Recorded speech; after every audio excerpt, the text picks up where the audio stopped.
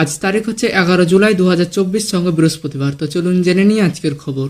অগ্নিমূল্য বাজার 10 দিনের মধ্যে দাম কমাতে কড়া দাওয়াই মুখ্যমন্ত্রীর। মূল্যবৃদ্ধিতে হ্রাস টানতে কড়া দাওয়াই দিলেন মুখ্যমন্ত্রী মমতা বন্দ্যোপাধ্যায়। সাফ জানালেন 10 দিনের মধ্যে দাম কমাতে হবে। কিভাবে কমবে দাম, সেই গাইডলাইন্সও তৈরি করে দিলেন তিনি। মুখ্যমন্ত্রীর নির্দেশ, কোল্ড স্টোরেজে অতিরিক্ত আলু মজবুত রাখা চলবে না। নাসিকের বদলে রাজ্যের চাষিদের কাছ থেকে কিনতে হবে পেঁয়াজ। রাজ্যের চাহিদা না মিটিয়ে ভিন দেশে পাঠানো যাবে না সবজি। প্রয়োজনে বর্ডারে চেকিং চলবে।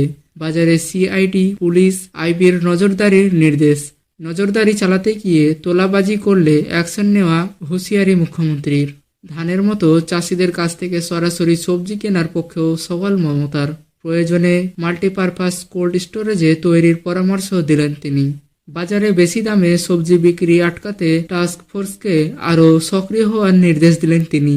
যতদিন না দাম কমছে ততদিন বাজারে নিয়মিত নজরদারি চালাবে টাস্ক ফোর্সের সদস্যরা।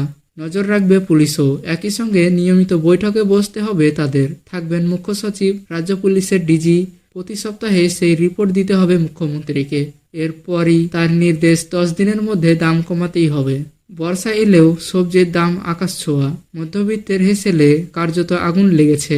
বাজার মূল্য নিয়ন্ত্রণে আনতে মঙ্গলবার নবান্নে বৈঠকে বসেন মুখ্যমন্ত্রী। সেখান থেকে মূল্যবৃদ্ধি নিয়ে কেন্দ্রের বিরুদ্ধে তোপ দাগেন তিনি। মমতার খোঁচা 3 মাস ধরে ভোট হয়েছে। নির্বাচনী বন্ডের টাকা তুলতেই সবজির দাম বাড়িয়ে দেওয়া হচ্ছে কিনা খোঁজ নিয়ে দেখতে হবে। কারা কি উদ্দেশ্যে দাম এতটা বাড়িয়ে দিয়েছে তা নিয়ে প্রশ্ন তোলেন তিনি। কিছু লোক অতিরিক্ত লাভের জন্য দাম বাড়াচ্ছে বলে দাবি মুখ্যমন্ত্রীর।